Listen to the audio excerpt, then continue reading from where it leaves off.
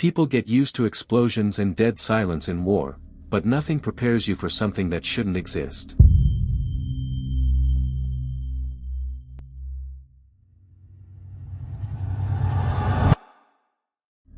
The interview room was uncomfortably warm, radiators hissing in the corner despite the mild autumn weather outside.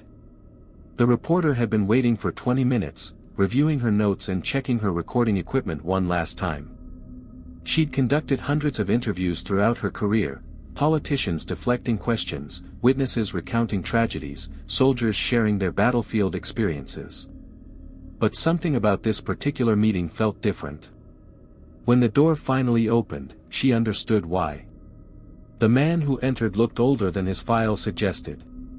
According to the redacted military documents she'd been provided, he was only 28 years old, but the person shuffling into the room could have passed for 50.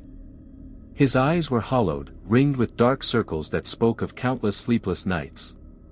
His hands trembled visibly as he lowered himself into the chair across from her, and despite the room's warmth, he wore a heavy jacket that he kept wrapped tightly around his frame. The newspaper had agreed not to reveal his name, a condition he'd insisted upon before agreeing to this interview. His commanding officers had been equally adamant that his identity remained protected, though they'd been far less willing to discuss why. When pressed, one officer had simply said, "What happened to him? It's better if fewer people know the details." "Thank you for meeting with me," the reporter began, her voice gentle. She'd learned long ago that trauma survivors needed time and patience. "I know this isn't easy." The soldier, let's call him Dmitri, though that wasn't his real name, nodded slowly. His eyes fixed on a point somewhere beyond the reporter's shoulder, as if he couldn't quite bring himself to make direct eye contact. "Before we begin," he said, his voice hoarse and scratchy, "I need you to understand something. I've been on the front lines for 14 months. I've seen buildings collapse on civilians. I've watched friends die in ways I wouldn't wish on my worst enemy. I've lived with the constant thunder of artillery, the screams of the wounded, the smell of death that never quite leaves your nostrils." He paused, swallowing hard. "But none of it, haunts me the way that night does. The night we went into the village near Donetsk." The reporter leaned forward slightly, her recorder capturing every word. "Tell me about that night. Start from the beginning." Dmitri's hands clenched and unclenched on the table between them, a nervous gesture he seemed unaware of making. It was late October. The fighting had been particularly brutal that week, both sides pushing hard, neither gaining much ground. Our unit had been tasked with sweeping through what remained of a small village about 15 kilometers outside Donetsk. Command needed to know if there were any enemy positions, any civilians hiding in the ruins, anything that could be tactically relevant. He spoke mechanically at first, as if reciting from a report he'd written dozens of times in his head. The village had been shelled weeks earlier, maybe by our side, maybe by theirs, maybe both. It didn't matter anymore. By the time we arrived, there wasn't much left. Most of the houses were burned out husks.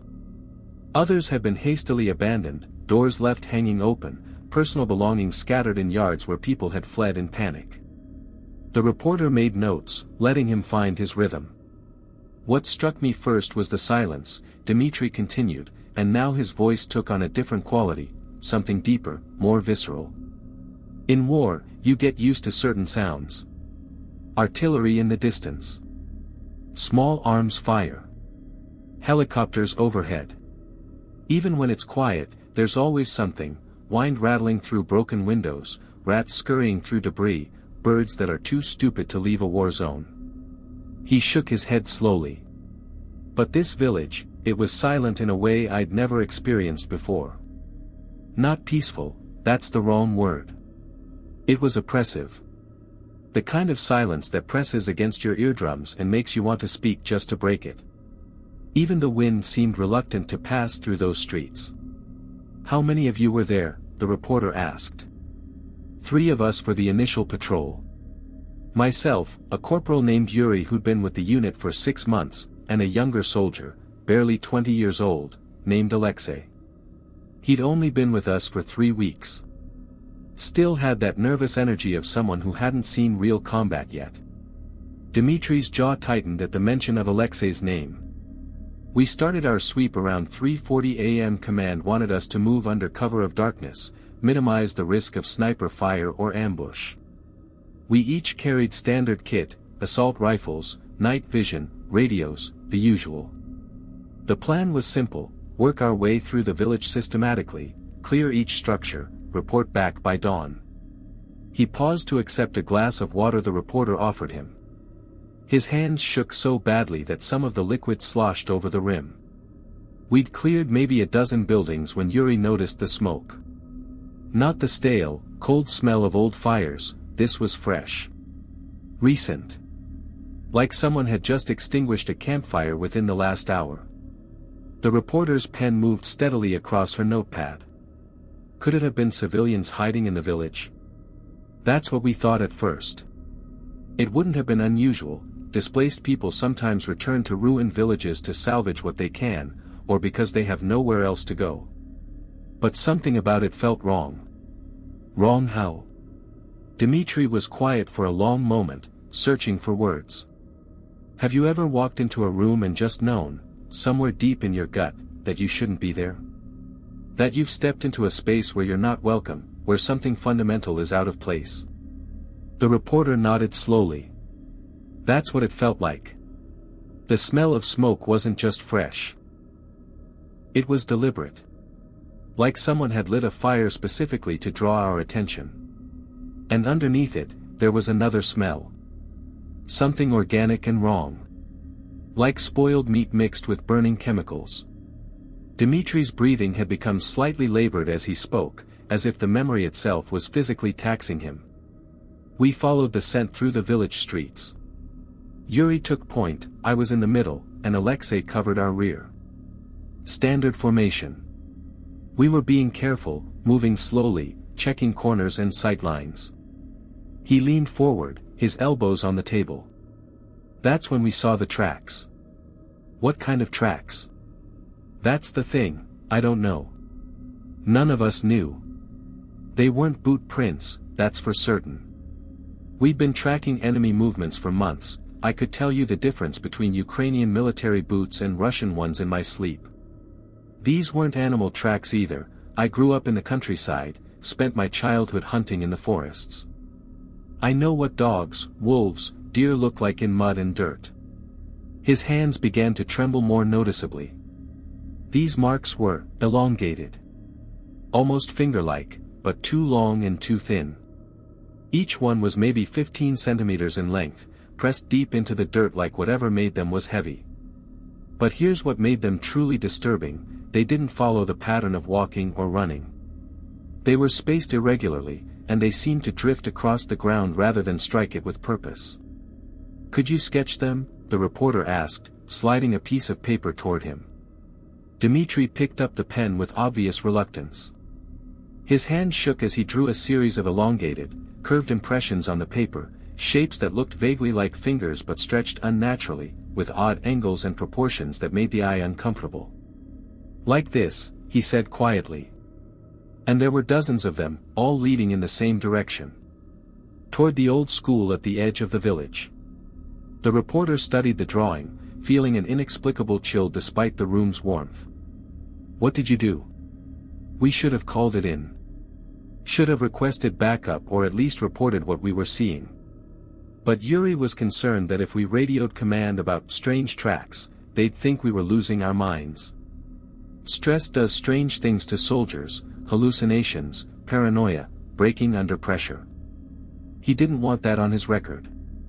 Dmitri's voice took on a bitter edge. So we decided to investigate first, report later. God, I wish we'd made a different choice. He drank more water, his throat working convulsively. The school was one of the few structures in the village that hadn't been completely destroyed. Windows were shattered, and part of the roof had collapsed, but the main building was still standing. The front doors were hanging half open, swaying slightly despite the absence of any wind. As we approached, we heard it, a sound that made every hair on my body stand up. It was a whispering. Not words, not any language I recognized, but definitely vocal. Multiple voices, maybe, all overlapping and speaking in unison. The sound seemed to come from inside the building but also from the ground beneath our feet, like the earth itself was murmuring.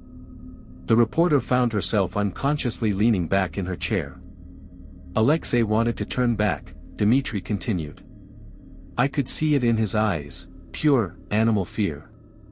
He was young, but his instincts were good. Yuri and we'd been at this too long. We'd become numb to fear in a lot of ways. You have to survive at the front. So we ignored the warning signs our bodies were screaming at us. We entered the school. The words hung in the air between them. The interior was darker than it should have been. Our night vision goggles were on, but they seemed less effective than usual, like the darkness inside was denser, more resistant to penetration. We switched on our weapon-mounted flashlights, and that's when we saw the walls. What was on them? Symbols. Scratched into the plaster and concrete with something sharp. They covered every available surface, the walls, the ceiling, even parts of the floor. Circles within circles, intersecting lines forming geometric patterns I couldn't comprehend, shapes that seemed to writhe and shift when I tried to focus on them. Dmitry's voice dropped to barely above a whisper. They looked too deliberate to be random graffiti, too chaotic to be anything organized or human. Some of the markings appeared fresh, with powder still dusting the floor beneath them.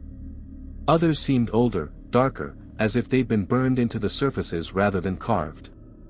We moved through the hallway, our boots crunching on broken glass and debris. The whispering sound grew louder, and now I could tell it was definitely coming from deeper inside the building. One of the classrooms at the end of the corridor. He stopped, his eyes unfocused and distant. There was a light coming from under the door. Dim and flickering, like candlelight, but with a greenish tint I'd never seen before. Not quite phosphorescent, but close. It pulsed irregularly, sometimes brightening suddenly, other times fading almost to darkness. Yuri signaled for us to approach. We stacked up beside the door in breach formation, Yuri on point, me in the middle, Alexei covering. My heart was hammering so hard I could feel it in my throat. Every instinct I had was screaming at me to turn around and leave, but training and pride pushed me forward. Yuri kicked the door open. Dmitry's hands clenched into fists on the table. There was a figure standing in the center of the classroom. A man, or what had once been a man. He wore a military uniform, but it was scorched and tattered, hanging off his frame in strips. I couldn't tell which military it belonged to, all the insignia had been burned away or torn off. His face. Dmitry's voice broke slightly. His face was wrong. Not just injured or disfigured, fundamentally wrong. The proportions were off, like someone had tried to arrange human features from memory but gotten the spacing incorrect. His skin had a waxy, translucent quality, and I could see dark shapes moving beneath it, like shadows trapped under ice. He was standing perfectly still, his arms hanging at his sides, head tilted at an angle that should have been anatomically impossible.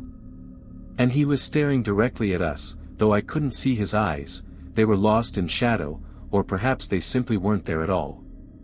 The reporter realized she'd stopped taking notes, completely absorbed in the account. What happened next? Yuri tried to challenge him. Identify yourself.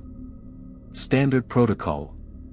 But before he could finish the sentence, the figure moved. Not walked, moved. One instant he was in the center of the room, the next he was 3 feet closer, but I never saw him cross the space between. Like frames had been cut from a film. Alexei collapsed. Just dropped to his knees like someone had cut his strings. His rifle clattered to the floor, and he started making this sound, not screaming, not crying, but a kind of continuous whimper that made my chest hurt to hear. I tried to raise my weapon, but my arms wouldn't respond. It was like my body had decided on its own that resistance was pointless. Yuri managed to lift his rifle, but his hands were shaking so badly he couldn't aim. Dmitry's face had gone pale, a sheen of sweat visible on his forehead despite the room's temperature. The figure opened its mouth. The jaw unhinged, and I mean literally unhinged, dropping far lower than any human jaw should be capable of. The inside of its mouth was dark, but not empty dark. It was a darkness that seemed to pull light into it, like a void. And then it spoke. His voice had dropped to barely audible. Or screamed. Or whispered. I don't know how to describe it because it was all of those things at once. Multiple voices layered over each other, some near enough to feel breath on my face, others so distant they seemed to come from another world entirely. The words, if they were words, made my head throb. I felt warmth trickling from my nose and realized I was bleeding. The lights flickered. Once, twice, then faster, creating a strobe effect that made the figure appear to be in multiple places simultaneously. And through all of it, that sound, that impossible layered voice, continued, rising in pitch and volume until I thought my eardrums would burst. Then everything went dark. Dmitri reached up to wipe sweat from his forehead with a trembling hand. When the lights came back on, and I don't know if it was our flashlights or something else, the figure was gone. Simply not there anymore. The room was empty except for me and Yuri. He paused, his breathing ragged. And Alexei. Alexei was gone too. The reporter's pen had frozen mid-word. Gone. What do you mean? I mean he vanished. Disappeared. One moment he was on his knees beside us, the next moment there was just empty floor where he'd been. No sound of running footsteps, no dragging, no struggle. He was just, erased. Yuri and I searched the entire school. We called Alexei's name until our voices were raw. We checked every room, every closet, every possible hiding place. Nothing. It was as if he'd never existed. Dimitri's eyes had a haunted quality now. We radioed for backup, reported a missing soldier and possible enemy contact. A full squad arrived within 20 minutes. They searched the school, the surrounding buildings, the entire village perimeter. They found the same symbols on the walls that we'd seen. They found the strange tracks in the dirt around the building. But they never found Alexei. He leaned back in his chair, suddenly looking exhausted. Here's what makes it worse, what makes it impossible to dismiss as hallucination or stress-induced delusion. That same night, a Russian patrol on the opposite side of the village reported seeing an unusual silhouette near the school around 4 a.m. They described it as humanoid but wrong, moving in ways that defied normal locomotion. Their report, which we only learned about later through intelligence channels, mentioned the same details. The unnatural silence. The strange tracks. The symbols. One of their soldiers went missing that night too. Just vanished during their sweep of the area. The reporter felt a chill run down her spine. Both sides filed reports. Both sides had witnesses. But when higher command reviewed the accounts, they sealed them. Classified. The official story became that both missing soldiers had deserted or been captured, their fates unknown. But you don't believe that? No, Dmitri said flatly. I don't. Because I saw what I saw. And I know what I felt in that classroom, the wrongness of it, the sense that we'd encountered something that shouldn't exist in our reality. He looked directly at the reporter for the first time. War is hell. I've made peace with that. I've seen humanity at its worst, the things we do to each other when survival and ideology collide. But that thing in the school, that wasn't human evil. That was something else. Something older and more fundamentally wrong. The reporter set down her pen. What happened after that night? Yuri was transferred to a different unit 2 weeks later. I heard through the grapevine that he'd requested the transfer, couldn't stay with us after what happened. Last I heard, he'd been discharged on psychological grounds. Having nightmares so severe he'd attack fellow soldiers in his sleep, thinking they were it. And you? I finished my tour. Got through it by drinking too much and sleeping too little. When I finally rotated out, I thought maybe I could leave it behind. Return to civilian life, get a normal job, pretend none of it happened. He laughed bitterly. But it doesn't work that way. Every night, I dream about that classroom. Every time it's dark and quiet, I hear that whispering. I can't look at shadows without wondering if they're natural or if something's moving in them. The military doctors say it's PTSD. They prescribe medication and recommend therapy. And maybe they're right. Maybe my mind broke under the stress of combat, and everything I saw was just a manifestation of that trauma. He met the reporter's eyes again. But if that's true, how do you explain the Russian patrol seeing the same thing? How do you explain both sides independently reporting identical details? How do you explain the physical evidence? The tracks, the symbols, the two missing soldiers. The reporter had no answer. I agreed to this interview, Dmitry continued, because I need people to know. Not for validation or to prove I'm not crazy. But because whatever we encountered in that village, I don't think it's gone. I think it's still there, or others like it are out there, and eventually someone else is going to walk into the wrong building at the wrong time. Do you have any idea what it was? The reporter asked. What you saw? Dmitry was quiet for a long time. I've done research. Spent months reading folklore, mythology, accounts of supernatural encounters throughout history. Some cultures have legends about entities that feed on conflict, that are drawn to places where the boundary between life and death grows thin. War zones, massacre sites, battlefields. The Slavic tradition talks about things called NAV, spirits of the restless dead that exist in a realm between worlds. There are similar concepts in almost every culture that's experienced prolonged warfare. He shrugged. Maybe that's what it was. Maybe the violence and death in that region had torn some kind of hole, allowed something through that shouldn't be here. Or maybe it was always there, and we just stumbled into its territory. Or maybe, he added quietly, it was exactly what it appeared to be, a soldier who died but didn't stop. Who kept fighting some war that transcends our understanding of reality. The interview wound down after that. The reporter had pages of notes, hours of recorded testimony, and more questions than answers. As Dmitry prepared to leave, pulling his jacket tighter despite the room's warmth, she had one final question. Do you think Alexei is still alive somewhere? Dmitry paused at the door, his back to her. I hope not, he said softly. Because whatever that thing was going to do with him, I think being dead would be merciful by comparison. The reporter's investigation didn't end with that interview. Over the following weeks, she managed to track down 2 other soldiers who'd been in the area around the same time, one Ukrainian, one Russian. Both had been discharged, both had refused to speak on record, but both confirmed the existence of the classified reports. More disturbingly, she discovered that another patrol had gone missing near the same village just one day after Dmitry's encounter. An entire 4-man unit had entered the area at dawn and simply never returned. Search parties found their equipment scattered around the old school, but no bodies, no blood, no indication of what had happened to them. The symbols on the walls had multiplied. Photographs taken by military investigators showed that the markings now covered every surface of the school's interior, spreading like an infection. And then, without explanation, the military cordoned off the entire village.